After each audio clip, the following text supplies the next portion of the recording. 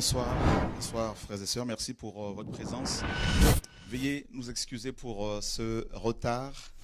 Et comme vous le savez, hein, il y a beaucoup de gens qui viennent les lundis et les mardis et, pour nous voir, donc on ne peut pas les rejeter. Donc voilà, donc que Dieu soit béni pour votre compréhension. Seigneur, nous te bénissons pour cette soirée. Merci pour la parole qui nous guérit, qui nous sauve, qui nous libère. Au nom de Yeshua, notre Seigneur et Sauveur, nous te prions, Père de gloire. Amen. Voilà, merci pour votre compréhension, que Dieu soit béni. Et comme d'habitude, on se laisse guider, on ne veut pas être figé, on veut se laisser guider. Donc le plus important, c'est le salut des âmes. Voilà, donc des frères et sœurs qui viennent avec des cas, des problèmes, des gens qui sortent aussi des hôpitaux et qui viennent pour la prière. Et merci Seigneur, parce qu'il nous donne la force pour pouvoir leur venir en aide et partager, échanger, prier pour eux au nom de Yeshua. Voilà, donc nous sommes dans Apocalypse chapitre 6 et nous allons partager sur le 6e sceau. Seigneur, notre Père, nous te confions cette émission. Sois-en le maître, conduis-nous par ton Saint-Esprit, guide nos pas, dirige nos vies vers ta lumière au nom de Yeshua, notre Seigneur et Sauveur, Dieu d'Israël, nous te prions, Père de gloire. Amen. Donc on a vu dans Apocalypse chapitre 4, Jean, comme on l'a lu la dernière fois, il reçoit l'invitation, il reçoit la convocation pour se rendre au ciel, et il va être ravi au ciel, et on lui a dit qu'on allait lui montrer les choses qui allaient arriver. Monte ici, et je te montrerai les choses qui doivent arriver à l'avenir. Et il devait bien sûr recevoir des révélations concernant l'avenir. Et comme vous le savez, le livre de l'Apocalypse, le livre d'Apocalypse, c'est un livre qui nous dévoile le futur de l'humanité. Et donc il arrive au ciel, il voit un trône dans le chapitre 4, et ensuite au chapitre 5, il voit un être assis sur un trône, sur ce trône, avec un livre, ayant un livre dans sa main droite, et personne n'était capable de prendre ce livre et d'en rompre les sceaux. Il y avait 7 sceaux dessus. Et Jean a pleuré parce que personne n'était capable de le faire. Et un des anciens qui siège au ciel autour du trône de Dieu dira à ce prophète, à Jean, ne pleure pas parce que le lion de la tribu de Juda a vaincu. Et c'est lui qui est capable de prendre ce livre et d'en rompre les sceaux. Et effectivement, Yeshua, donc, qui est ce lion, va prendre ce livre et il va en rompre les sceaux. Et à chaque fois, Jean va entendre les 4 êtres vivants lui dire, viens et vois. Et donc là, il était en train d'assister aux événements qui allaient arriver, qui allaient se produire sur, n'est-ce pas, dans les nations. Et des événements qui allaient se réaliser, se produire dans le monde. Et donc là, Jean était là comme un spectateur. Voilà. Donc il a assisté à toutes ces choses. Et au déroulement des événements en relation avec la fin de temps, avec la restauration des nations, avec la restauration d'Israël, tout ça. Et voilà. Et au chapitre 6, justement, et là, c'est l'ouverture des sceaux. Et nous sommes dans le verset, donc chapitre 6, verset 12. Et je regardais quand il eut ouvert le 6e sceau, et voici, il se fit un grand tremblement de terre. Et le soleil devint noir comme un sac de crin, et la lune entière devint comme du sang. Voilà. Donc, et ça, c'est la première chose qui va se produire à l'ouverture du 6e sceau. Eh ben, c'est quoi? C'est le tremblement de terre. Voilà. Et le Seigneur, bien sûr, a annoncé qu'il allait avoir plusieurs tremblements de terre. Et donc, on va lire justement un passage en relation avec cette parole de Jean dans Matthieu chapitre 24. Donc c'est un passage que vous connaissez bien évidemment.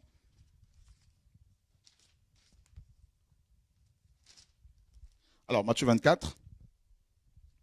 Et les apôtres, bien sûr, demandent au Seigneur de leur montrer, de leur parler des signes, de leur donner des signes qui allaient précéder son retour.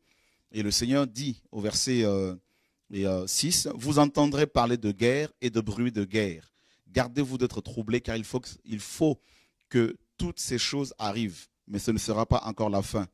Car une nation se lèvera contre une autre nation, et un royaume contre un autre royaume. Et il y aura des famines, de pestes et des tremblements de terre en divers lieux.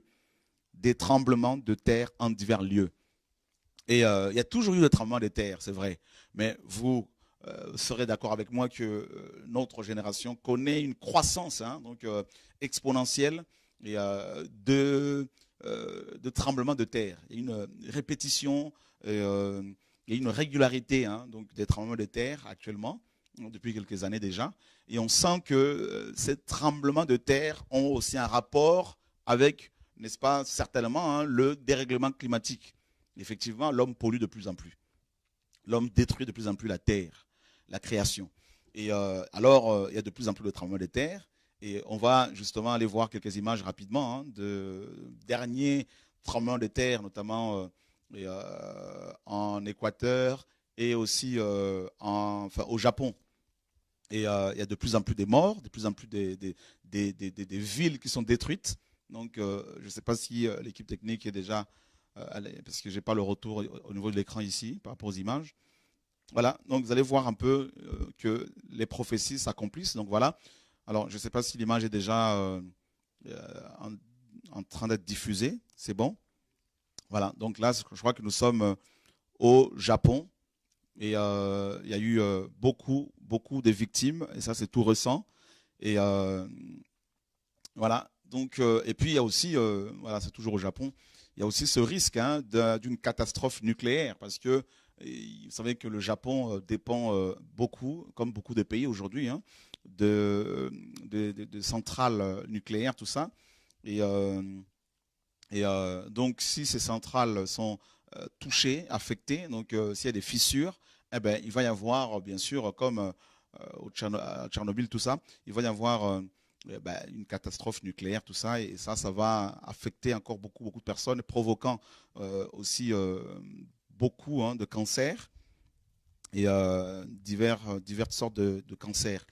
Et voilà, donc on va continuer dans les images. Regardez un peu vous-même ce qui se passe. Donc regardez l'état des routes.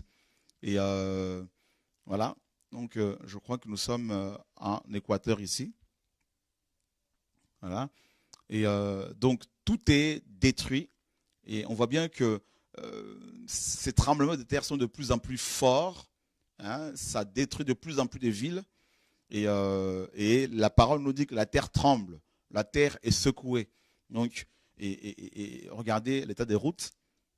Donc on voit vraiment que les sceaux sont déjà ouverts depuis et les trompettes ont déjà aussi retenti, on en parlera, sauf la dernière. Et voilà, donc là on ouvre le 6e sceau. Et là, tout de suite, c'est le tremblement de terre. Mes amis, regardez, il y a des belles maisons qui se fissurent, qui se cassent, qui se détruisent, tout ça.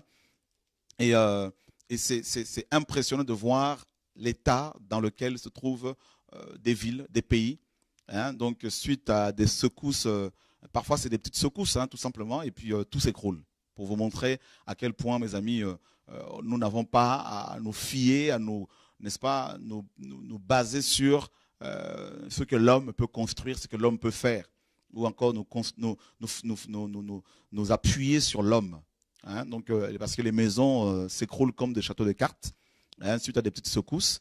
Et donc, on voit bien que le monde est vraiment de plus en plus ébranlé, la terre est de plus en plus ébranlée. Et nous attendons heureusement un royaume qui ne peut être ébranlé. Voilà, donc là, c'est l'ouverture du 6e sceau, donc tremblement de terre. On continue à vous montrer les images. Je sais que vous suivez les informations, vous voyez ce qui se passe. Mais il y aura de plus en plus de tremblements de terre parce que le Seigneur dit qu'il y en aura beaucoup. Donc de plus en plus, vous devez vous attendre à ce qu'il y ait d'autres catastrophes. Des pays qui n'ont jamais été touchés par des tremblements de terre seront touchés. Donc il faudrait de plus en plus s'y attendre. Voilà. Et ces tremblements de terre vont annoncer, donc, notamment les tremblements de terre en rapport avec l'ouverture du 6e sceau. Donc ces tremblements de terre vont bien sûr inaugurer d'autres catastrophes. Et c'est ce que nous allons justement voir. Et dans le chapitre 6 d'Apocalypse, au verset, donc on continue à vous diffuser les images, au verset 13, et on nous dit, et les étoiles du ciel tombèrent sur la terre comme lorsque le figuier est agité par un grand vent et laisse tomber ses figues encore vertes. Voilà. Alors, ça, c'est la deuxième chose que l'on voit. Et donc, la deuxième chose que l'on voit après le tremblement de terre, c'est le soleil qui devient noir comme un sac de crin et la lune qui devient rouge comme du sang. Alors, on nous parle ici du soleil et de la lune. Et au verset 13, on nous parle des étoiles. Donc, on nous parle des astres. Alors, je voudrais d'abord ici faire une interprétation allégorique et en rapport avec Israël. Parce que vous ne devez pas oublier que les prophéties bibliques doivent être interprétées premièrement en accord, en rapport avec Israël. D'accord? En tenant compte d'Israël. Parce que vous savez que le christianisme est judéophobe. Hein? Beaucoup de chrétiens, malheureusement, sont judéophobes. C'est-à-dire, pour beaucoup de chrétiens, Dieu n'aime plus les Juifs, n'aime plus Israël. Et d'ailleurs, il y a une doctrine, comme vous le savez certainement, qui s'appelle la doctrine de la substitution ou du remplacement, qui veut que, qui enseigne que Israël, n'est-ce pas, a été remplacé par l'Église. Et toutes les prophéties relatives à Israël sont, n'est-ce pas, interprétées en rapport avec l'Église, sont attribuées à l'Église. Et ça, c'est une erreur monumentale. Et d'où vient cette doctrine? Ben, elle vient de beaucoup de pères de l'Église. Ce qu'on appelle pères de l'Église, c'était des philosophes grecs et latins qui étaient judéophobes, antisémites, et qui, comme Marcion, qui est le premier homme à avoir rassemblé, n'est-ce pas, les écrits de la Nouvelle Alliance. Marcion, qui était un hérétique, hein, donc qui a vécu au début du IIe siècle, est le premier à avoir utilisé les expressions Ancien et Nouveau Testament. Et il disait que il y a deux dieux, selon lui. Il y a Démiurge. Démiurge, c'est le dieu méchant, hein, Démiurge, qui était une divinité grecque, égyptienne. Et Démiurge, selon Marcion, était le dieu de l'Ancien Testament, le dieu méchant. Et le dieu bon, c'est le dieu du Nouveau Testament, selon lui. Alors, Marcion a jeté le fondement il a jeté le fondement de la judéophobie du christianisme actuel, n'est-ce pas? Et de l'antipathie de beaucoup de prédicateurs, de beaucoup de prophètes par rapport à Israël. Alors, du coup, beaucoup de prophéties, si ce n'est toutes les prophéties bibliques, sont attribuées à l'Église et Israël est complètement, n'est-ce pas, effacé par ses enseignants. Et ça, c'est une erreur. Ici, dans Apocalypse 6, on nous parle du soleil et on nous parle du soleil, on nous parle de la lune et on nous parle des étoiles qui vont tomber du ciel.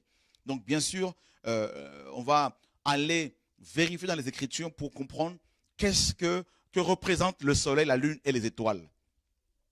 Nous sommes d'abord dans Genèse. Genèse chapitre 15. Nous lirons à partir du verset 1er. Genèse 15 à partir du verset 1er. Après ces choses, la parole de Yahweh vint à Abram dans une vision en disant: Abram, ne crains point, je suis ton bouclier, ta grande et infinie récompense. Abram répondit: Seigneur Yahweh, que me donneras-tu? Je m'en vais sans laisser d'enfant après moi. Et l'héritier de ma maison, c'est Eliezer de Damas. Abram dit aussi: Voici, tu ne m'as pas donné d'enfant. Et voici, le serviteur né dans ma maison sera mon héritier. Et voici la parole de Yahweh vint à lui en disant: Celui-ci ne sera pas ton héritier, mais celui qui sortira de tes entrailles sera ton héritier. Puis l'ayant fait sortir dehors, il lui dit: Lève maintenant les yeux au ciel et compte les étoiles, si tu peux les compter. Et il lui dit: Ainsi sera ta postérité.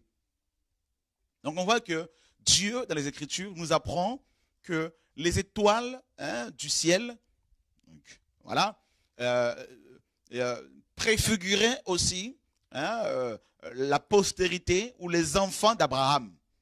Or, nous savons que les enfants d'Abraham sont d'abord ses enfants biologiques, naturels, c'est-à-dire Israël et aussi les Arabes. Il ne faut jamais l'oublier. Parce que Abraham a eu 2 enfants, Ismaël, l'aîné, et Isaac. Donc, les Arabes et, mes amis, les Hébreux, les Juifs, constituent ces étoiles-là. Bien sûr, il est question aussi de l'Église, parce qu'il y a aussi la postérité spirituelle d'Abraham, donc nous autres, membres de l'Église. Mais c'est d'abord, n'est-ce pas, Israël. Nous devons d'abord faire une interprétation ici littérale et par rapport, c'est-à-dire attribuer comme Dieu l'a fait, hein, les étoiles, la lune et le soleil à une nation, c'est-à-dire à Israël et aussi aux Arabes. Donc on voit déjà ici les étoiles représentent, selon Dieu, d'abord les enfants d'Israël, la postérité physique d'Abraham. Ensuite, nous sommes toujours dans Genèse 37, cette fois-ci. Genèse 37. Là, c'est la vision de Joseph. Dans Genèse 37, qu'est-ce que nous lisons? Au verset 5. Or, Joseph eut un songe et il le raconta à ses frères. Et ils le haïrent encore davantage. Il leur dit donc, écoutez, je vous prie, le songe que j'ai eu. Voici, nous étions alliés des gerbes au milieu d'un champ. Et voici, ma gerbe se leva et se tint droite. Et voici, vos gerbes l'entourèrent et se prosternèrent devant elle. Alors ses frères lui dirent, régneras-tu sur nous et domineras-tu sur nous? Et ils le haïrent encore plus que ses songes, et plus pour ses songes et pour ses paroles. Il eut encore un autre songe et il le raconta à ses frères en disant, voici, j'ai eu encore un songe. Et voici le soleil, la lune et 11 étoiles se prosternaient devant toi. Il le raconta à son père et à ses frères. Alors, regardez l'interprétation de Jacob. Et son père le réprimanda et lui dit, que veut dire ce songe que tu as eu? Faut-il que nous venions, moi, ta mère et tes frères, nous prosterner à terre devant toi? Donc, quand Joseph a raconté ces 2 songes à ses frères, notamment à son père, et surtout le deuxième songe, où il était question des 11 étoiles, lui-même Joseph étant la 12e étoile, Joseph dira également qu'il y a eu le soleil même et la lune qui s'étaient prosternés devant lui. Et Jacob a compris que lui-même était le soleil, sa mère, donc sa femme, était la lune, et ses 11 frères, les 11 frères de Joseph, donc ses 11 enfants, étaient les 11 étoiles. Donc on voit bien que, mes amis, les étoiles ici, la lune et le soleil, prophétiquement nous parlent d'abord d'Israël. Sachez que Jean, quand il va recevoir ces illuminations, il était sur l'île de Patmos, il était persécuté. Donc il va utiliser beaucoup de symboliques. Hein. Il va utiliser des symboliques. Pourquoi? Parce qu'il était persécuté. Il ne pouvait pas nommer les gens de peur de mourir avant le temps. Donc il va utiliser des symboles et des codes. Voilà. Donc il parle de la bête. On sait que c'est l'Antichrist. À l'époque, c'était Domitien, l'empereur romain. Tout ça. Il parle de la femme et qui était, on va le lire d'ailleurs, hein, donc qui avait la lune sous ses pieds. Donc il est question bien sûr toujours d'Israël. Et regardez dans Apocalypse 12. Et un grand signe parut dans le ciel. Verset 1er. Une femme revêtue du soleil, la lune sous ses pieds et sur sa tête une couronne de 12 étoiles. Elle était enceinte et elle criait, étant en travail d'enfant, souffrant les grandes douleurs de l'enfantement. Voilà, donc on voit bien que cette femme ici, nous dit la Bible, était revêtue du soleil. Or, littéralement, une femme ne peut pas se revêtir du soleil parce que c'est impossible. Le soleil est une étoile, hein, notre soleil par exemple, notre soleil hein, est 900 fois plus gros, 900 fois plus grand que la Terre. Et aucune personne humaine ne peut s'approcher du soleil sans bien sûr être consumée. Donc ici, il est question d'une symbolique, hein, d'une image. Et cette femme, c'est Israël. Eh ben, le soleil ici, eh ben, c'est le fondateur d'Israël, c'est-à-dire Jacob. C'est le père d'Israël. Vous voyez? Donc, et là, cette femme, c'est vraiment Israël. Et, et on nous dit également que le soleil était son vêtement, son manteau. Et la lune était sous ses pieds. Et la lune, bien sûr, c'est la femme de Jacob. Voilà, comme on l'a vu dans Genèse 37. Et sur sa tête, une couronne de 12 étoiles. Eh bien, les 12 étoiles, on l'a vu également dans Genèse 37. Ce sont les 12 tribus d'Israël. Rappelez-vous bien, dans Genèse 15, Dieu a dit à Abraham que sa postérité allait être aussi nombreuse que les étoiles du ciel. Donc on voit bien que, mes amis, pourquoi 12 étoiles? Parce que 12, c'est le nombre de fondements, c'est le nombre de fondements. Voilà. Donc il est question ici, mes amis, d'Israël. Voyez? Et qu'est-ce qu'on apprend dans Apocalypse 6? Ben, on apprend que le soleil va devenir comme un sac de crin. Alors le sac de crin, on peut taper sur Google pour montrer aux frères et sœurs le sac de crin et commencer. Et pour ceux qui ne connaissent pas, et on nous dit que la lune va être rouge aussi comme du sang. Hein. En fait, Joël, le prophète, a prophétisé sur ces choses-là. Et donc, voilà. Donc, on apprend que à l'ouverture du 6e sceau, Dieu annonce un temps de souffrance pour Israël. Un temps de, n'est-ce pas, d'angoisse pour Israël. Regardez ce que la parole nous dit dans Joël chapitre 2, au verset 30. « Et je ferai des prodiges dans les cieux et sur la terre, du sang et du feu et de colonnes de fumée. Hein, et de colonnes de fumée. Le soleil se changera en ténèbres. » Donc je me répète, Joël 2, 30. Et je ferai des prodiges dans les cieux et sur la terre, du sang et du feu et des colonnes de fumée. Le soleil se changera en ténèbres et la lune en sang. Avant le grand jour et terrible jour de Yahweh. Avant le grand et terrible jour de Yahweh. Avant que le grand et terrible jour de Yahweh, n'est-ce pas, ne vienne.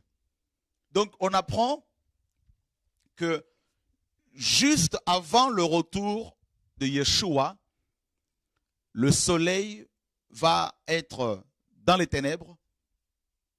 Hein, sac de crin, c'est tout noir, mes amis. Donc,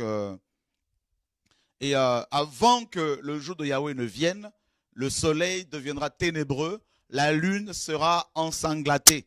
Ensanglatée. Et c'est ce que les Écritures nous apprennent. Ça veut dire quoi? La lune en sang, c'est du sang. C'est-à-dire, beaucoup de Juifs seront exécutés, beaucoup de Juifs mourront.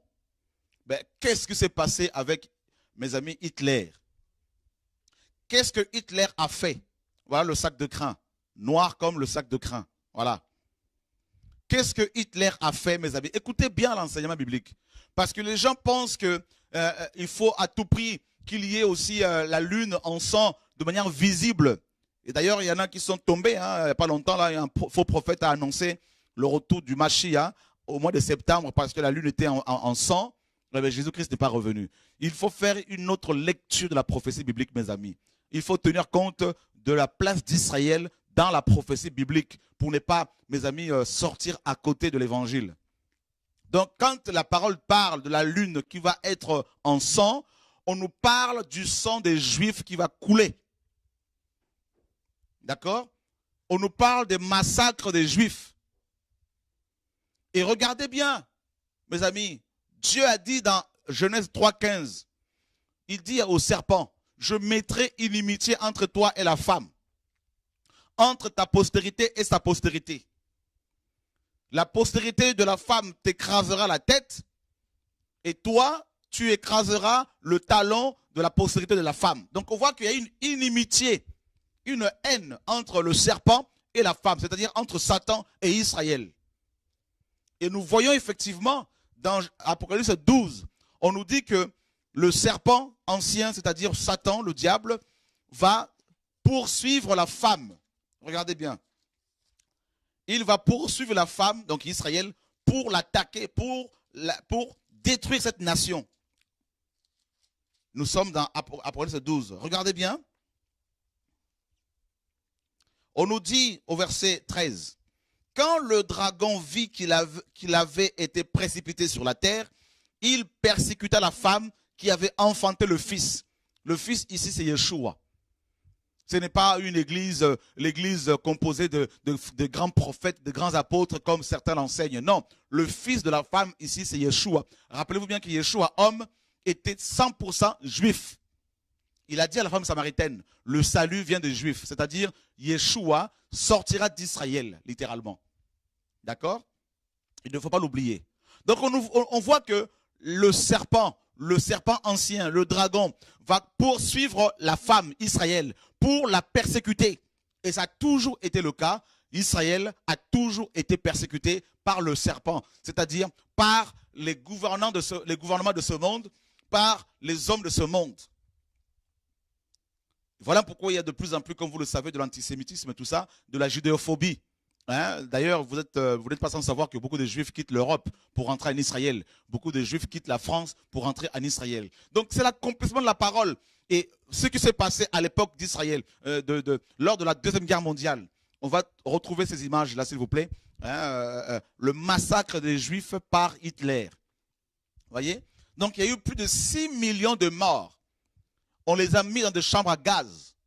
On les a gazés. On les a maltraités. On les a tués. On les a exécutés. Vous n'êtes pas sans savoir que c'est une réalité, même si beaucoup veulent l'ignorer. Oui, il y a d'autres peuples qui sont persécutés, ça, il n'y a pas de problème. Comme au Congo RDC, il y a plus de 6 millions de morts, ça aussi on en parle. On dénonce ces choses-là. Il n'y a pas de problème. Mais nous devons rester, mes amis, dans le contexte de la parole de ce soir, de la prophétie de ce soir, qui a un rapport avec Israël. Quand on parle de la lune qui allait être en sang, Dieu voulait dire par là que le sang des Juifs allait beaucoup couler. Allait beaucoup couler parce que la lune parle de Rachel. Le soleil nous parle de Jacob. N'est-ce pas? Donc, n'allez pas attendre ce que la lune visible qu'il y a sur vos têtes, au-dessus de vos têtes, devienne tout rouge pour vous sanctifier par rapport au retour de Yeshua. Non! Il faut faire une interprétation prophétique. Il faut avoir l'esprit, mes amis, qui a inspiré, qui a révélé ces choses aux prophètes pour comprendre sa pensée. Voyez? N'allez pas braquer vos télescopes, tout ça là, vers le ciel, sur la lune, sur le soleil, pour vérifier si ces choses arrivent ou pas, pour vous sanctifier. Non, ça c'est l'ennemi qui vous inspire comme ça, mes amis. Non. Alléluia, gloire à Dieu. Donc il est question du massacre du peuple d'Israël, du peuple juif, par les nations.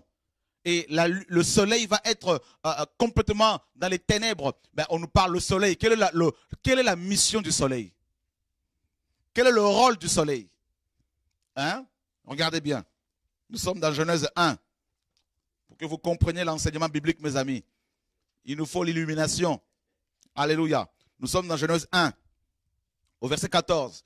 Puis Dieu dit qu'il y ait des luminaires dans l'étendue du ciel pour séparer la nuit d'avec le jour, qui servent de signe pour les saisons, pour les jours et pour les années, et qu'ils servent de luminaires dans l'étendue du ciel afin d'éclairer la terre. Et il fut ainsi. Donc le rôle du soleil, c'est d'éclairer la terre. Or, le soleil qui devient ténébreux, on nous parle de l'apostasie. Dieu parle de l'apostasie. Il nous enseigne ici, lors de l'ouverture du 6e sceau, il nous annonce que Israël allait devenir une nation apostate. Car la mission d'Israël, à l'origine, c'était d'éclairer les nations. Voilà pourquoi Dieu leur a révélé la Torah. La révélation de ta parole est claire et elle donne de l'intelligence aux simples. Ta parole est une lampe à mes pieds et une lumière sur mon sentier, nous dit Psaume 119, 105. Or, Israël, nous dit la parole, un temps allait venir où Israël en tant que nation n'allait plus, n'est-ce pas, jouer son rôle d'éclaireur, son rôle de luminaire. Voilà pourquoi on nous dit que le soleil allait devenir ténébreux, comme un sac de crin. Les ténèbres, c'est l'apostasie. Les ténèbres, c'est la compromission. Les ténèbres, c'est la religion. Les ténèbres, c'est la religiosité. Et Dieu nous apprend que Israël allait devenir une nation ténébreuse. Israël allait devenir une nation comme les autres, adorant des divinités païennes, se comportant comme d'autres nations, d'autres peuples. Et à cause de cela, eh bien, la lune allait être ensanglatée, complètement en sang. C'est-à-dire le fait que, parce que Israël va s'éloigner de la parole du Seigneur, parce que Israël va devenir complètement dans les ténébreux, eh bien, Dieu va envoyer son jugement et beaucoup de gens vont mourir, le sang va couler. Voyez? Et c'est exactement ce qui s'est passé. Qu'est-ce que la parole nous dit? Justement, on vous montre les images. En même temps, je continue de lire la parole pour que vous compreniez encore le message bien comme il faut. Nous sommes dans Jean chapitre 1er, le passage que vous aimez beaucoup, que nous aimons beaucoup. Jean 1, qu'est-ce qu'on y lit, mes amis, ici par rapport au soleil, n'est-ce pas? Au commencement était la parole.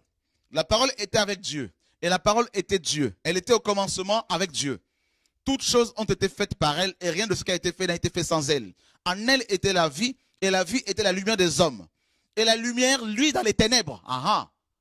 La lumière, lui, dans les ténèbres. Quelles ténèbres? Eh bien, le soleil était dans les ténèbres. Quand Jésus est venu, il a trouvé Israël dans les ténèbres. Il a trouvé le soleil, Israël, dans les ténèbres. Voyez? Il a voulu éclairer cette nation. Et la Bible nous dit quoi? Mais les ténèbres ne l'ont point reçu. Voyez? Et c'est ça qu'il faut comprendre, mes amis. Donc, l'évangile est arrivé, mais Israël a préféré les ténèbres. C'est pour cela que le soleil, Israël est devenu comme un sac de crin. Voyez? Et Israël n'éclaire plus les nations. Israël n'enseigne plus aux nations l'adoration du véritable Dieu, du Dieu unique et non le Dieu trinitaire. Non un Dieu composé de 3 personnes distinctes, co-créateur, je sais pas quoi, les là, tout ça là c'est la sorcellerie. Israël n'a plus joué son rôle. Israël est devenu comme une nation, comme toute autre nation. Voyez? Et Yeshua dit quoi? Yeshua va pleurer sur Israël en disant, Jérusalem, Jérusalem qui tue, qui lapide, hein, ceux qui te sont envoyés. Combien de fois ai-je voulu rassembler tes enfants comme une poule rassemble ses poussins sous ses ailes, mais vous ne l'avez pas voulu. Désormais, votre maison sera abandonnée. Hein, et jusqu'à ce que vous me disiez, béni soit celui qui vient au nom du Seigneur. Voyez? Et c'est ça, Israël. Et d'ailleurs, pour votre information, on va comparer, Jésus va comparer Israël à un figuier lors de l'ouverture du 6e sceau. Il dit, regardez, il y a beaucoup d'informations qui me viennent à l'esprit comme ça. C'est magnifique ce que Dieu fait, mes amis. Alléluia. Voyez ceux qui ne tiennent pas compte d'Israël, ceux qui rejettent Israël, ils vont interpréter cette prophétie en cherchant une lune qui est complètement ensanglatée, tout ça là. Et ils vont prédire le retour de Yeshua en septembre, tout ça là, et on est toujours là. Hein, parce qu'ils ne comprennent pas que la lune est déjà ensanglatée depuis des années. Le soleil est déjà enténébreux dans les ténèbres depuis des années. Ils n'ont pas compris que nous sommes à la veille du retour du Mashiach. Regardez mes amis, toujours dans Apocalypse 6, au verset, n'est-ce pas, et, le verset 13. Et les étoiles du ciel tombèrent sur la terre, comme lorsque le figuier est agité par un grand vent, et laisse tomber ses figues encore vertes. Ah ah. Le figuier. Le figuier, il y a plusieurs arbres qui, n'est-ce pas, représentent Israël. Israël est souvent, mes amis, représenté par les arbres. Le figuier, la vigne, hein, tout ça. Et regardez ce que Yeshua dit par rapport au figuier, justement. Dans Luc, chapitre 13, à partir du verset 6. Il disait aussi cette parabole. Un homme avait un figuier planté dans sa vigne, et il vint pour y chercher du fruit, mais il n'en trouva pas. Et il dit au vigneron, voilà 3 ans que je viens chercher du fruit à ce figuier, et je n'en trouve pas. Coupe-le. Pourquoi occupe-t-il inutilement la terre? Et le vigneron lui répondit et dit, Seigneur, laisse-le encore pour cette année. Je creuserai tout autour et j'y mettrai du fumier. Peut-être portera-t-il du fruit, sinon tu le couperas après cela.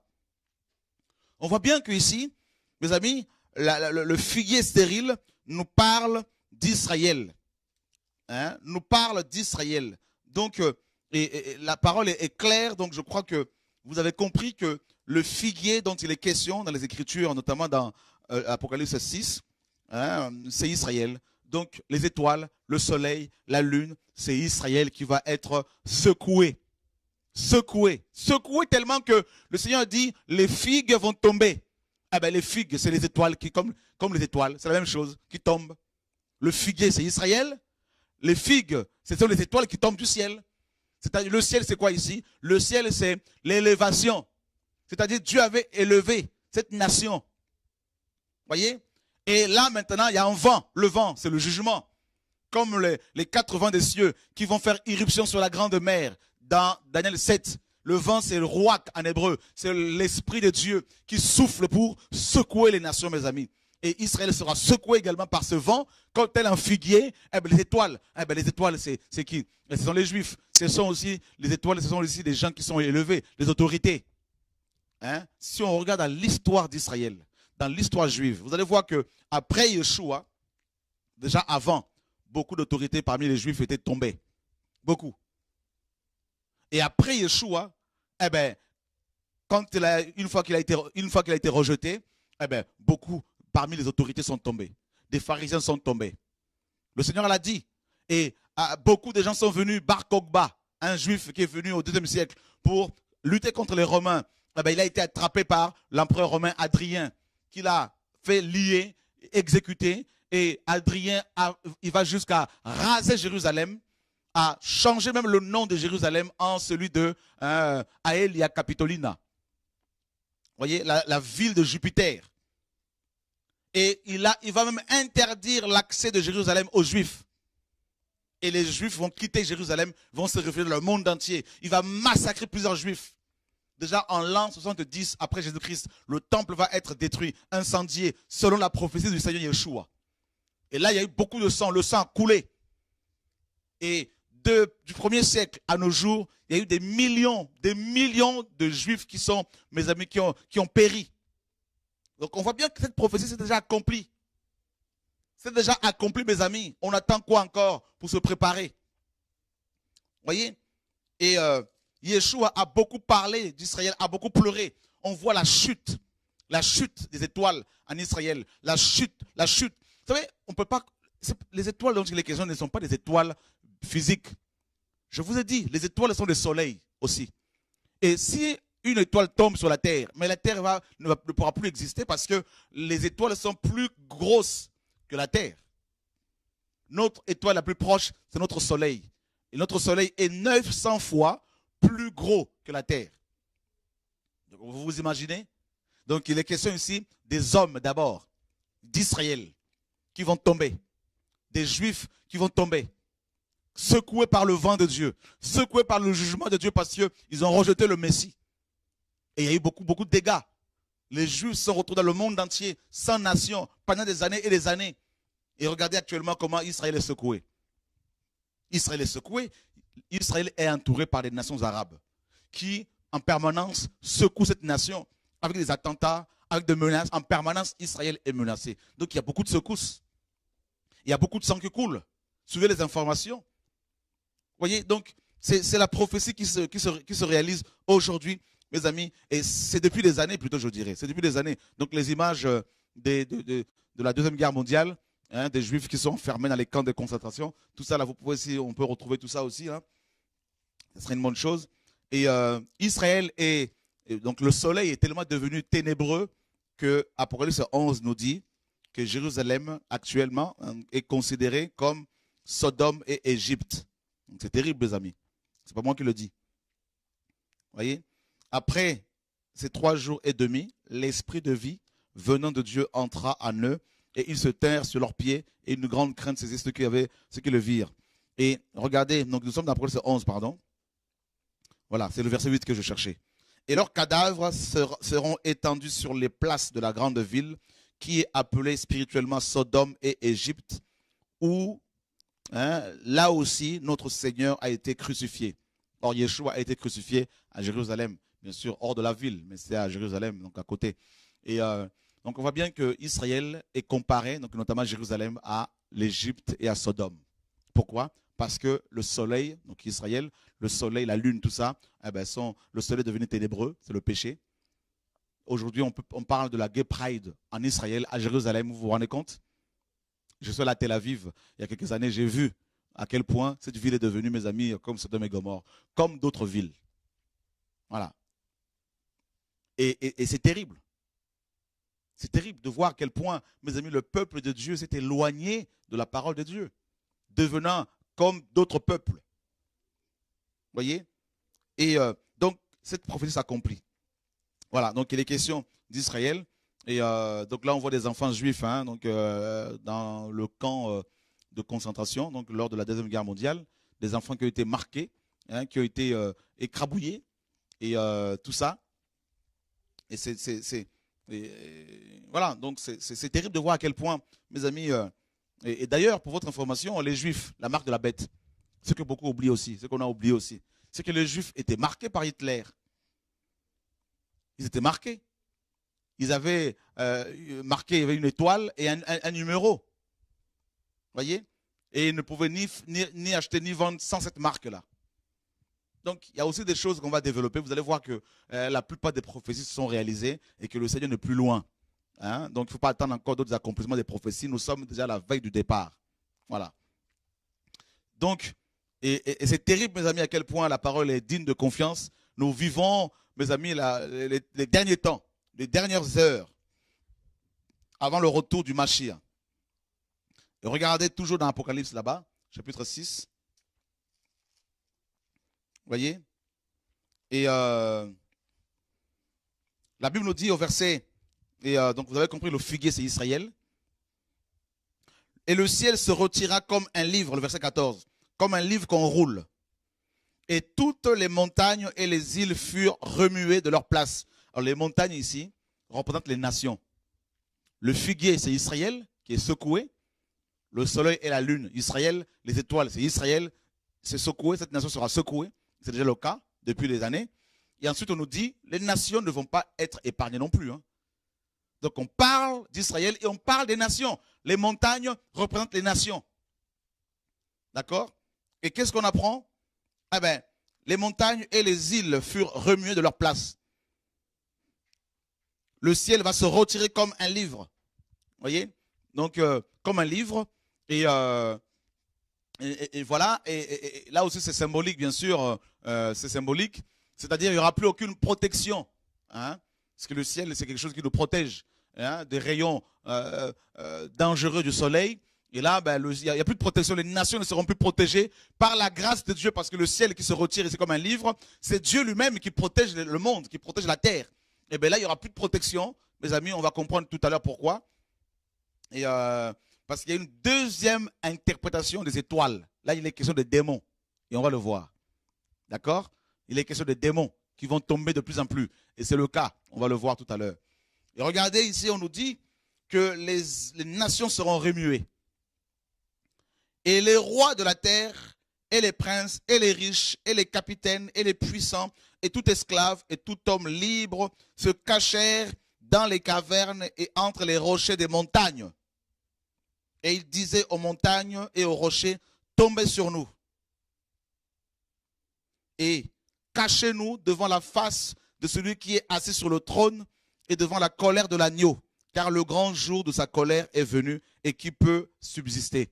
Donc ici, l'ouverture lors de l'ouverture du 6e sceau, ben, on voit aussi la préparation, ou je dirais la colère de Dieu, c'est-à-dire les 7 coupes de la colère de Dieu. Donc on va en parler plus tard, bien sûr, donc pas ce soir. Et il est question de la colère du Seigneur, et nous ne sommes pas destinés à cette colère-là. Nous ne sommes pas destinés, nous l'Église, bien sûr. Vous voyez? Et on dit que les rois vont demander, vont demander la mort. Ils vont demander à être cachés. Et regardez ce que Ésaïe nous dit, justement.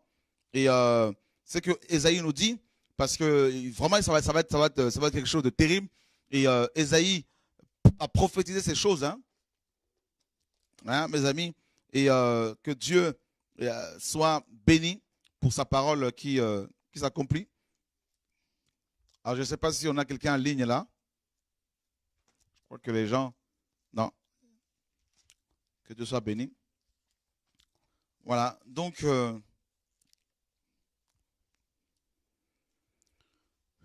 alors nous sommes dans Ésaïe chapitre 2.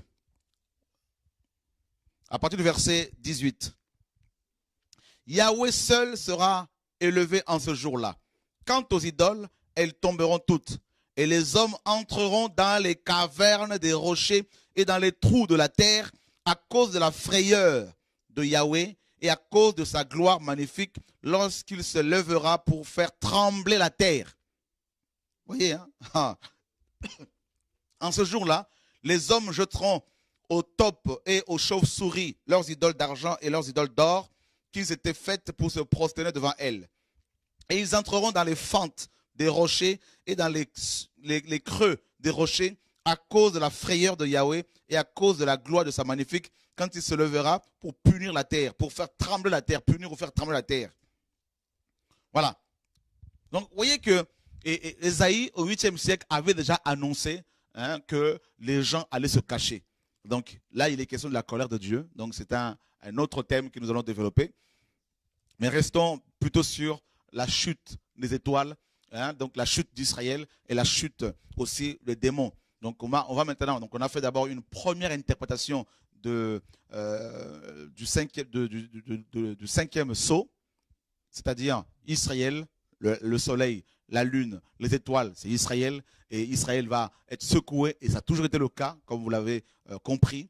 Dieu annonce l'apostasie en Israël, et effectivement, beaucoup de Juifs, bien même de plus en plus de Juifs qui ne croient plus en Dieu. Voilà. Donc, Israël s'est éloigné du Seigneur, adoptant les mêmes lois pratiquement que les nations. Voyez, donc là, le soleil est devenu ténébreux, la lune est ensanglantée, il y a beaucoup de victimes, il y a beaucoup de sang, avec les attentats, mes amis, qui frappent Israël, n'est-ce pas? Il y a eu beaucoup de guerres, donc la guerre de 7 jours, par exemple, de 6 jours, pardon, la guerre avec le Hezbollah, la guerre, mes amis, il y a plusieurs guerres, des attentats, tout ça, donc on voit bien que le sang coule de plus en plus, et il n'y a pas que les Juifs qui perdent, dont le sang est versé, hein. Il n'y a pas que le sang des Juifs qui est versé, il y a aussi le sang des Arabes, parce que les Arabes constituent aussi les enfants biologiques d'Abraham, donc les étoiles. Et il y a beaucoup d'Arabes aussi qui meurent, mes amis, pendant cette guerre. Et en fait, on nous parle aussi de la Troisième Guerre mondiale, parce que là, la chute des étoiles ici nous parle de la Troisième Guerre mondiale, qui sera aussi, pour votre information, une guerre entre Israël et l'islam, et les nations arabes. Donc les deux enfants d'Abraham, c'est terrible, Ismaël et Isaac. C'est ça la Troisième Guerre mondiale. Parce que la Russie, la Chine soutiennent, comme vous le savez, les nations arabes, donc musulmanes. Comme Poutine soutient actuellement Bachar, tout ça, donc le roi, le président de la Syrie. Donc on voit bien que donc Poutine, le président de la Russie, ainsi que la Chine soutiennent, donc les deux soutiennent énormément les nations musulmanes arabes, l'Égypte, tout ça notamment, et les États-Unis et quelques pays européens soutiennent bien sûr Israël. Donc on voit bien qu'en fait c'est les nations qui seront impliquées dans cette guerre. En fait c'est la guerre entre Ismaël, l'ancêtre des Arabes, fils d'Abraham, et Isaac, l'ancêtre des Juifs, des Hébreux. Et donc ça va être une guerre ça sera une guerre entre l'islam et le judaïsme. Et c'est déjà le cas. C'est déjà le cas. Donc on voit bien, mes amis, que la prophétie se réalise depuis des années. Nous vivons l'accomplissement de la parole prophétique. Et qu'est-ce qu'on apprend également dans Matthieu 24? On va le lire. Donc nous avons fait cette première interprétation donc, en rapport avec Israël. Et nous allons faire une deuxième interprétation en rapport avec les démons. C'est-à-dire les étoiles qui vont tomber du ciel. Ce sont les démons qui tomberont de plus en plus du ciel. Et c'est déjà le cas. Et en tombant du ciel comme ça, ils vont provoquer de plus en plus de problèmes de la zizanie. Et voilà. Et nous sommes dans Matthieu 24, regardez le verset 29. Aussitôt après ces jours de détresse, le soleil s'obscurcira, la lune ne donnera plus sa lumière, et les étoiles tomberont du ciel, et les puissances des cieux seront ébranlées. Donc on voit bien qu'avant le retour de Jésus-Christ de Nazareth, les étoiles vont tomber, la lune ne donnera plus sa lumière, les étoiles également, tout ça. Donc c'est d'abord Israël, ça on l'a compris. Donc Jésus-Christ nous annonce que Israël tombera vraiment très bas, vraiment dans l'apostasie. Et voilà, donc adoptant des lois impies, et c'est le cas, et de plus en plus on le voit. Mais il y a d'autres étoiles qui sont concernées. Il est question de démons. On nous dit les puissances des cieux seront ébranlées. Les puissances des cieux seront ébranlées. Or, ces puissances des cieux, ce ne sont pas, bien sûr, les anges de Dieu, parce que le royaume de Dieu est un royaume inébranlable. Eh bien, il est question des démons, parce que Éphésiens 6 nous dit quoi? Dans les cieux, hein, il y a des puissances de méchanceté contre lesquelles nous luttons. Eh bien, plus Jésus descend, plus ces puissances-là subissent la pression, plus ces démons vont tomber. Voyez?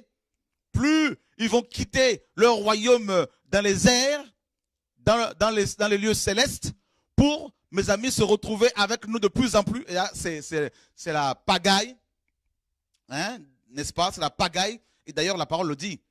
Vous, cieux, réjouissez-vous. Malheur à la terre et à la mer. Apocalypse 12. Car le diable est descendu vers vous avec ses démons, hein, animé d'une grande colère, sachant qu'il a peu de temps. Ah ben oui, ces puissances-là, ce sont ces étoiles, ce sont ces démons qui vont de plus en plus, mes amis, tomber. Le Seigneur disait, je voyais Satan tomber comme, n'est-ce pas, voilà, tomber du ciel. Tomber du ciel. Et voilà, nous sommes dans Apocalypse chapitre...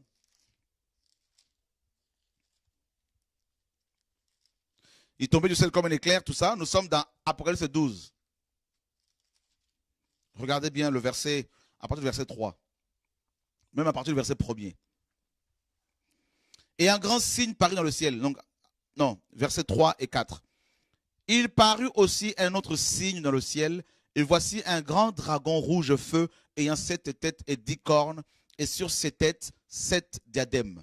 Sa queue entraînait le tiers des étoiles du ciel et les jetait sur la terre. Puis le dragon s'arrêta devant la femme qui devait accoucher afin de dévorer son enfant dès qu'elle l'aurait mis au monde. Donc la queue de Satan a entraîné un tiers d'étoiles pour les jeter sur terre. Bien sûr, les étoiles ici sont des démons. Pourquoi, vous me direz, frère? Est-ce que tu as encore un autre passage? Bien sûr, mes amis, il n'y a pas de souci. Nous sommes dans Ésaïe 14, le verset 12. Vous allez voir que Satan lui-même est comparé à une étoile, n'est-ce pas? Ésaïe 14, 12. Le verset 12 nous dit quoi? Comment es-tu tombé du ciel, astre brillant, fils de l'aurore? Donc on voit bien que l'astre brillant, c'est-à-dire l'astre, c'est une étoile. On peut dire l'étoile brillante. Voilà. Et c'est terrible. Satan est comme une étoile, est appelé étoile. Les anges même sont appelés les étoiles aussi. N'est-ce pas? Regardez dans Job 38. Je crois que la parole de Dieu... Est-ce que nous avons quelqu'un en ligne là? La personne veut... Ben, on peut la prendre, il n'y a pas de souci. Bonjour Chora, c'est Laurence. Bonsoir Laurence. Ça va? Très bien. Et toi? À merveille, à merveille. Et depuis ma guérison, ça va à merveille. J'ai beaucoup de courbatures par contre, parce que je montre à tout le monde que je suis guérie. Alors là, les courbatures, bonjour. Alléluia. Gloire à Dieu. Gloire à Dieu. Donc, oui, je voulais intervenir par rapport, par rapport à un autre truc, mais là, je vois le dragon, tu parlais du dragon. D'accord. Et il y a quelque temps, je me faisais la réflexion justement parce que le dragon, c'est quand même l'emblème de la Chine, le serpent ancien. Mm-hmm. Et on peut remarquer que la Chine fait une grande percée partout dans le monde maintenant, même aux États-Unis, où elle est déjà installée depuis assez longtemps, mais là, avec les Chinois qui avaient immigré. Mais est-ce qu'on ne peut pas aussi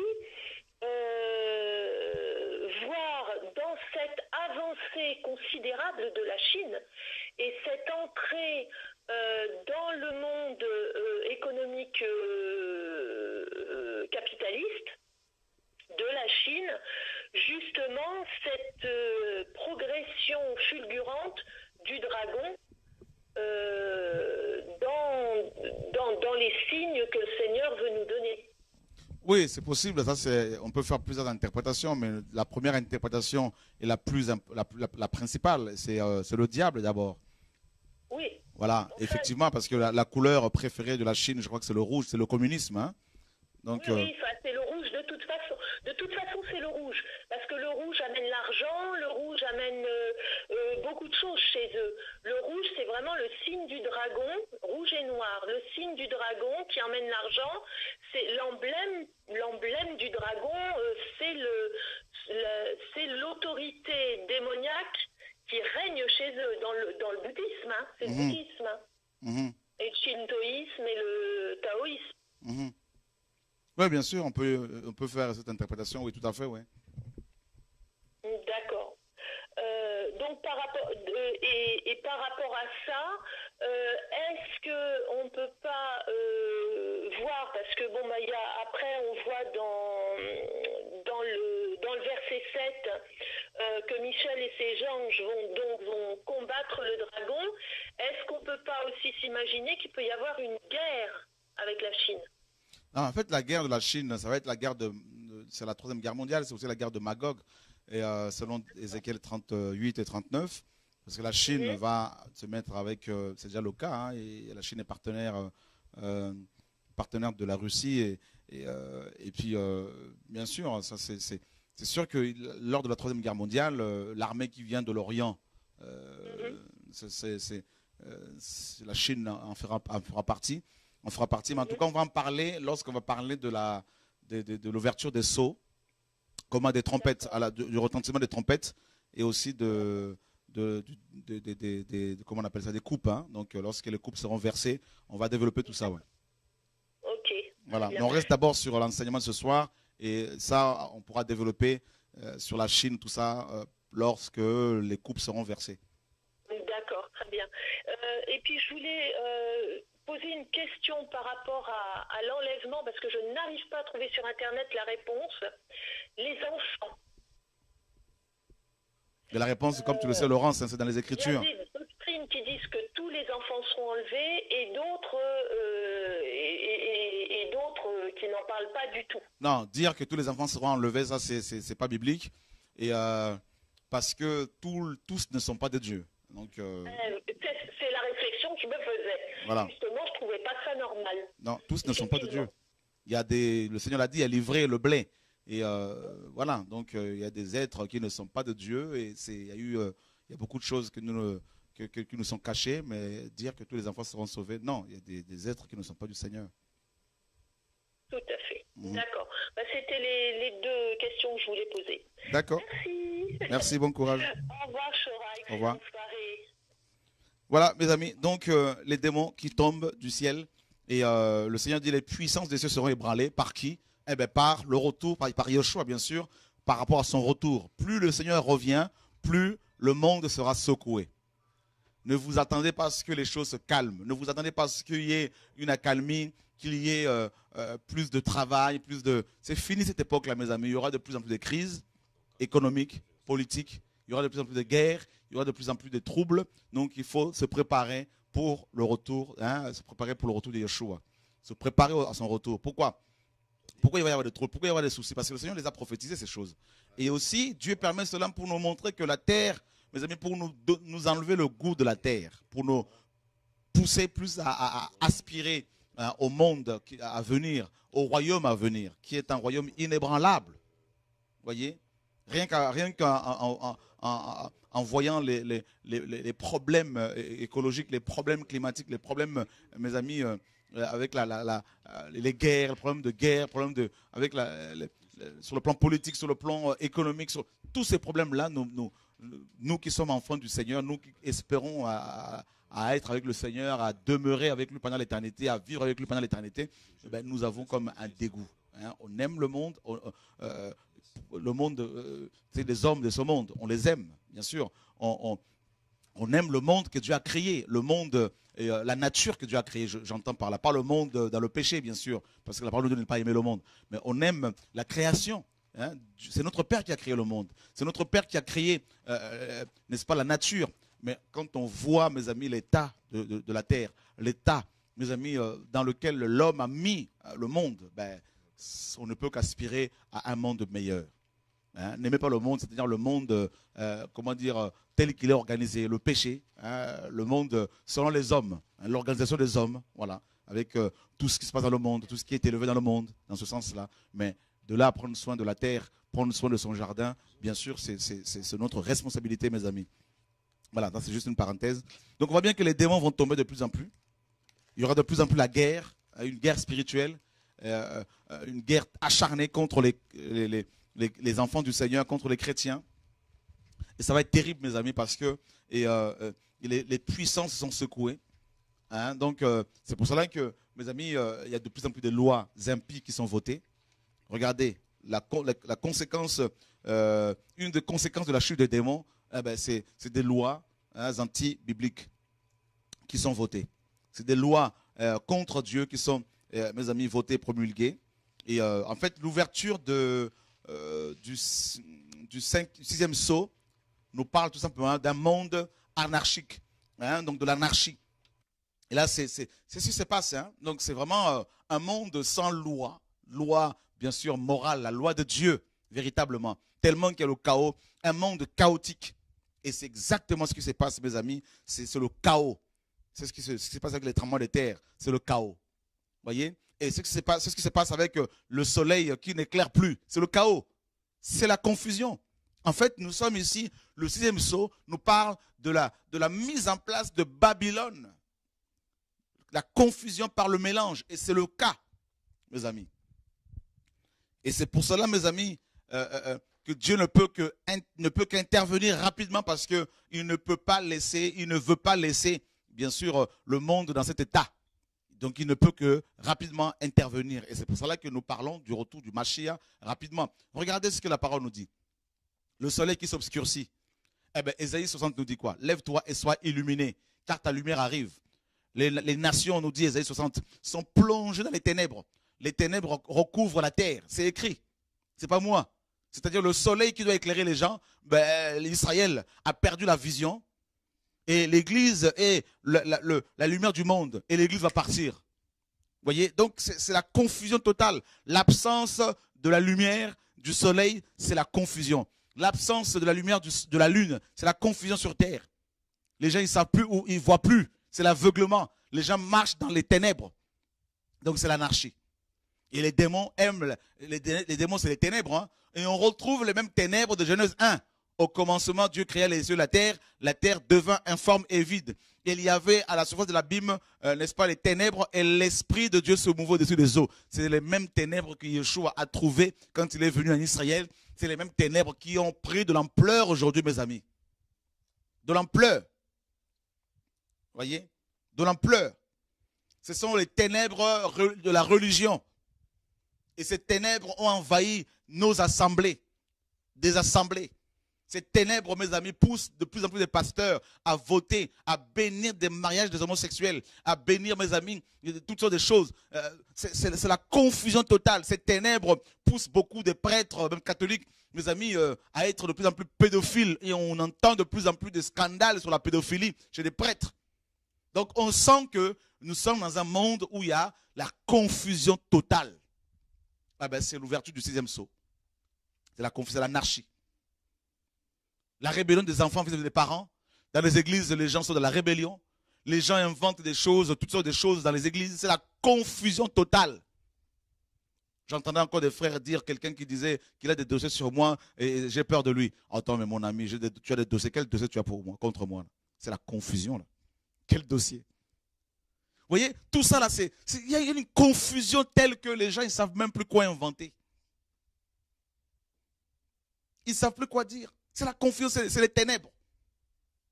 C'est les ténèbres. Oh Seigneur, sauve-nous. Et c'est pour cela, mes amis, que les gens vont dire, les rois vont dire, montagne, tombez sur nous. C'est-à-dire, ils vont devenir suicidaires. C'est pour cela que vous voyez de plus en plus de gens se suicider.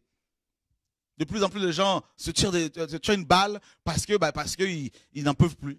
Eh bien, je vous dis, mes amis, on nous dit que là, Jean a vu le grand jour de Yahweh.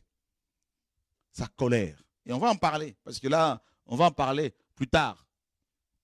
Vous voyez, le grand jour de Yahweh. Les démons qui tombent, les étoiles qui tombent, et le Seigneur, d'ailleurs, la parole le dit, dans Apocalypse 12, malheur à la terre, car le diable et ses anges sont descendus vers vous.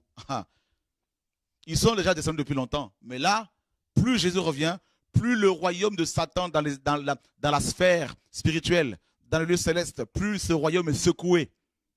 Et donc, du coup, sur terre, cela se traduit comment? Par des lois impies, par des guerres, par des troubles, par des divisions dans les assemblées, par des pasteurs qui s'accrochent plus à l'argent qu'à la vérité, par des fédérations d'églises qui rejettent la vérité. Donc tout ça, là, ce sont les conséquences de la chute des démons.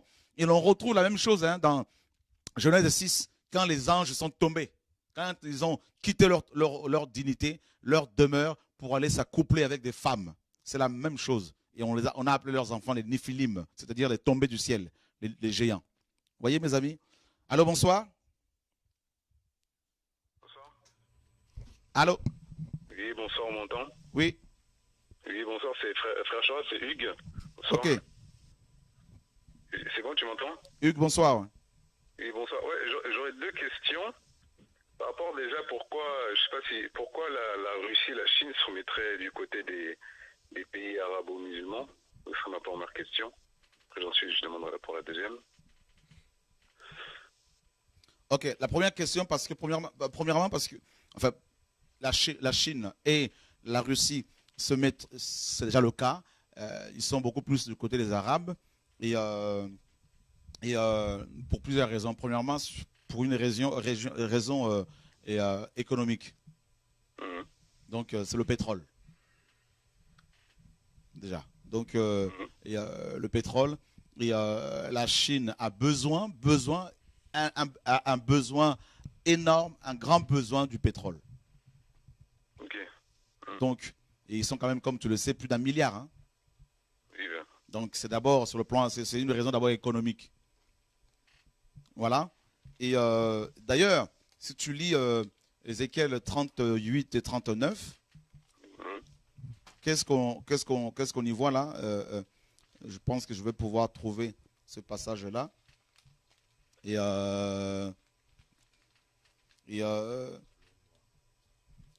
38, verset 8. Regarde, je vais lire à partir du verset, à partir du verset 5. Ceux des Perses, d'Éthiopie et de Put, et avec eux, qui ont tous des boucliers et des casques. Gomer et toutes ses troupes, la maison de Togama à l'extrême nord, avec toutes ses troupes, et plusieurs peuples avec toi. Apprête-toi, tiens-toi prêt, toi et toute la multitude assemblée autour de toi, sois leur chef. Après plusieurs jours, tu seras à leur tête, et dans la suite des années, tu marcheras contre le pays dont les habitants délivrés de l'épée auront été rassemblés d'entre plusieurs peuples sur les montagnes d'Israël, longtemps désertes. Et en ce pays qui aura été retiré d'entre les peuples où habiteront en sûreté. Et si tu lis plus tard, plus loin, il faut que je retrouve ça, et on nous parle des richesses qu'il y a aussi en Israël, dans cette région de la terre, là, du globe, pardon. Il y a beaucoup de richesses là-bas, et comme tu le sais, c'est le pétrole, c'est le gaz et tout ça. Et voilà, premièrement. Et deuxièmement, c'est une raison hégémonique. C'est-à-dire, la Russie veut retrouver sa gloire d'antan. C'est-à-dire, vous savez, c'était l'URSS, il y avait plusieurs pays, plusieurs fédérations. Donc, plusieurs pays, tout ça qui avait fédéré à la fédération de la Russie, tout ça, de Russie. Et la Russie veut retrouver cela. La Russie des tsars. Et donc, il y a cette vision un peu de la conquête. Et les Arabes, bien sûr, les nations arabes, la plupart, vont bien sûr être soutenues. Et c'est le cas déjà aujourd'hui. Et la Russie aussi, comme tu le sais, s'oppose énormément à l'Occident. Oui, énormément. Ceux qui sont proches des Syriens. Ils sont proches des Syriens, proches La des Turquie Égyptiens, hein, de l'Égypte. Et vous savez que l'Égypte, c'est le premier pays du monde arabe. Hein. aussi. Mhm. Donc, la Caire est la plus grande ville du monde arabe. Donc, et la Russie est vraiment derrière l'Égypte. Et depuis des années, ils ont vendu beaucoup d'armes, hein, les Russes, aux Égyptiens. Donc, d'abord, c'est vraiment une raison financière, économique. Et ensuite, cette raison, il y a une raison, cette envie de vouloir dominer le monde, de vouloir contrôler les nations. Parce que celui qui va contrôler les nations arabes contrôle aussi le monde. Parce que c'est le pétrole, c'est le gaz, il y a beaucoup de richesses. Oui, après, bon, ça va quand même se tarir un jour. Comment? Là, quand même, les réserves pétrolières vont finir quand même un jour. Mais c'est vrai qu'actuellement, c'est ça, oui, comme tu dis. Ouais, de toute façon, c'est sûr. Mais malheureusement, les hommes ne voient pas les choses comme ça. Oui, c'est clair. Donc, il y a aussi la colère. Hein. Je crois que la Russie, comme je disais, la Russie veut rester une grande puissance. Et donc, c'est le roi du Nord, hein, c'est Gog et Magog. Il y aura aussi derrière, parce qu'au nord d'Israël, il y a aussi la Turquie, il ne faut pas oublier. Oui, voilà, c'est clair. Donc, L'Europe et l'Afrique et l'Asie, on va dire, entre les deux continents, entre l'Europe et l'Asie. Oui, voilà. Et puis la Chine aussi a cette vision, comme la Russie, de vouloir dominer le monde. Hein. Ok.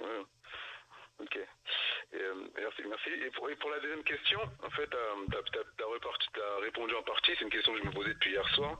Donc, par rapport à Marc 13, 24 que tu as donné, en ces jours-là, après cette affliction, le soleil s'obscurcira, la lune sera obscurcie, la lune ne donnera point sa lumière. Donc, en fait, moi, la question que je me posais, c'est que scientifiquement, la lune n'a pas de lumière. Donc, ça m'intriguait un peu de dire que la lune ne donnera pas sa lumière. En fait, si la lune, comme tu le sais, effectivement, la lune ne fait que refléter la lumière du soleil. Oui, voilà. Et la nuit, pendant la nuit, c'est la pleine lune. Quand il y a la pleine lune, on est quand même un tout petit peu éclairé. Hein. Donc, c'est la lumière du soleil, bien sûr, que cet astre reflète. Et là, comme tu le sais, les deux astres, soleil et lune, nous parlent d'Israël. Donc, en fait, même cette lueur-là de la lune, là, qui peut quand même nous éclairer parfois dans une nuit ténébreuse, ne pourra plus émettre, ne pourra plus éclairer qui que ce soit. Donc, en fait, c'est en gros, on nous parle de l'apostasie d'Israël.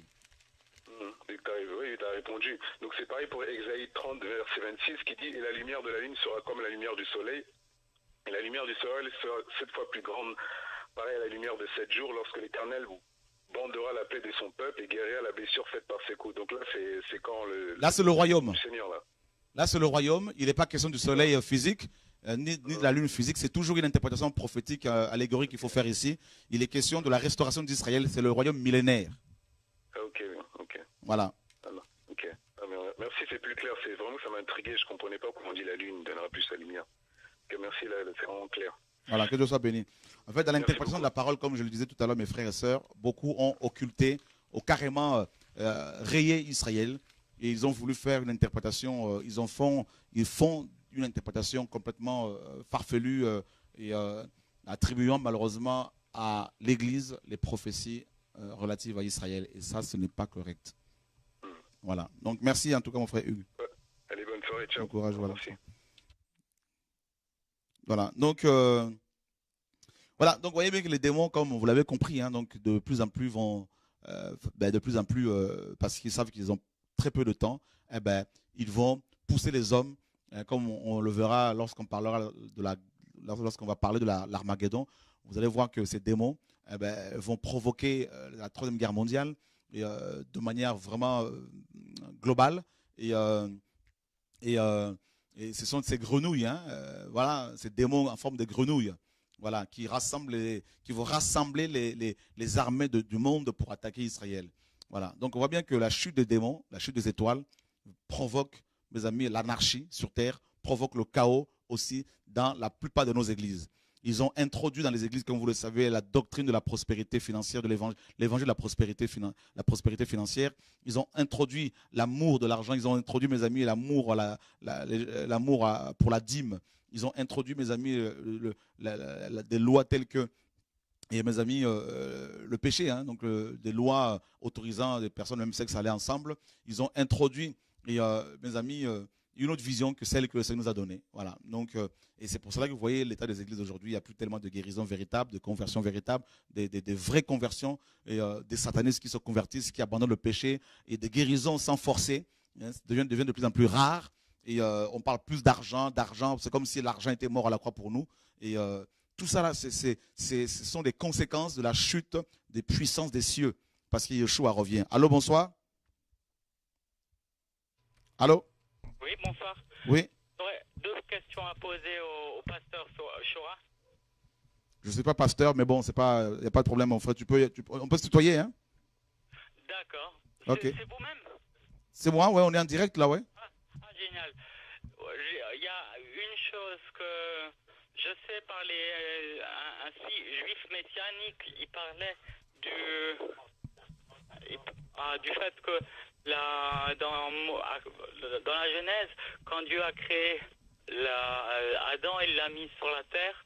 Pour eux, c'est normal que quand il y a marqué pour la servir, que c'est servir la Torah, la volonté de Dieu. Et souvent, la plupart des Bibles, elles traduisent pour cultiver la terre. Et toi, tu as aussi un peu mis ça comme traduction, j'ai l'impression. J'ai pas compris. Les juifs messianiques, ils considèrent que la Bible, non, Maître Dieu, quand il a mis Adam sur la terre, c'était pour servir la Torah, la volonté de Dieu. C'est pour être, comme tu l'as dit, sur un autre endroit, que servir Dieu, l'adorer tous les jours. Et ça, c'est d'une part. Et d'autre part, j'ai un énorme problème.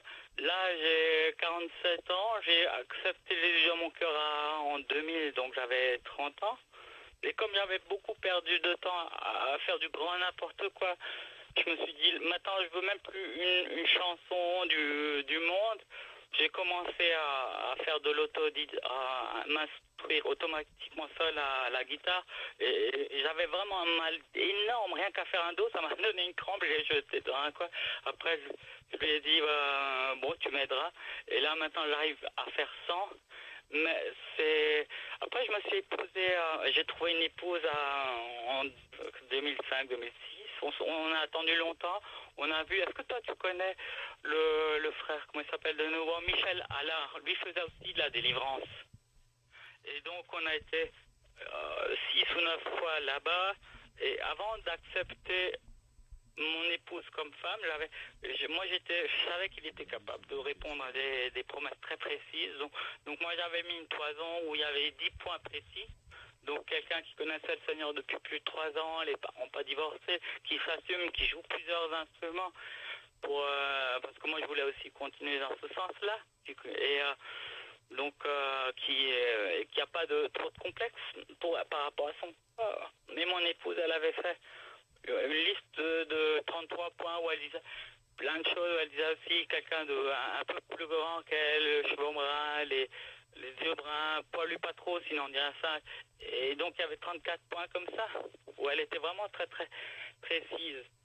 Donc, mais avec Michel Allard, on a appris à nouveau à se couper à apprendre à dire voilà, peut-être qu'on s'est trompé. Maintenant, si Dieu il nous a donné des signes, il est capable de les refaire. Et ça s'est refait par après. Donc 3 ans après, on s'est mariés. Mon frère, est-ce que comme l'émission là, c'est quand même un enseignement, est-ce que dans ce cas-là, ce que je vous propose, c'est de venir sur place, comme ça on pourra bien parler? Moi je suis très... le Seigneur m'a créé sourdoué. Allô? Oui, allô, bonsoir, allô? Ouais, je pense qu'on va pouvoir le prendre parce que là, on ne comprend pas très bien. Et donc, voilà, veuillez nous excuser. Alors, je vous propose, mon frère, de venir sur place si c'est possible ou nous appeler demain vers 17h, comme ça on pourra échanger un peu au téléphone. Voilà, et pour rester beaucoup plus sur l'enseignement. Voilà, donc, alors, par rapport à la chute des démons, donc des étoiles, la chute des démons, je ne veux pas développer cela ce soir. Non, je vais développer cela lorsqu'on va parler des trompettes. Hein, parce que là, au retentissement de certaines trompettes, il va y avoir la chute, hein, donc la chute des étoiles. Et là, on va encore développer sur ça.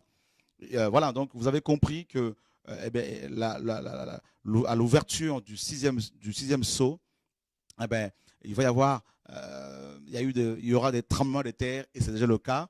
Vous avez compris également que les étoiles vont tomber du ciel, que la lune va devenir ténébreux, le soleil, pardon, deviendra ténébreux, la lune sera couverte de sang, hein, complètement ensanglanté, tout ça.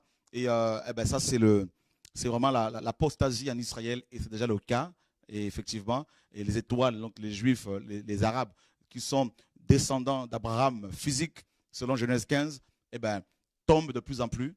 Hein. Donc ça, vous l'avez compris, je crois. Et nous sommes vraiment à la veille du retour du Mashiach, mes amis. Prions, préparons-nous pour le retour du Mashiach. Alors, la prochaine fois, on va parler de l'ouverture du 7e sceau. Et ensuite, on va attaquer les trompettes. Et vous avez la possibilité de nous appeler pour poser des questions. Mais vraiment des questions en rapport avec les enseignements pour ne pas sortir, hein, de nos thèmes. Voilà. Et puis, si vous avez d'autres questions à nous poser, il n'y a pas de souci, vous pouvez passer sur place si vous n'habitez pas loin, ou nous envoyer des mails et on essaiera par la grâce de Dieu de pouvoir vous répondre. Que Dieu vous garde, que Dieu vous bénisse, qu'il vous protège et qu'il nous sanctifie par son esprit, par sa parole véritable. Au nom de Yeshua, notre Seigneur et Sauveur, Dieu d'Israël, que Dieu vous garde. Amen. Au revoir.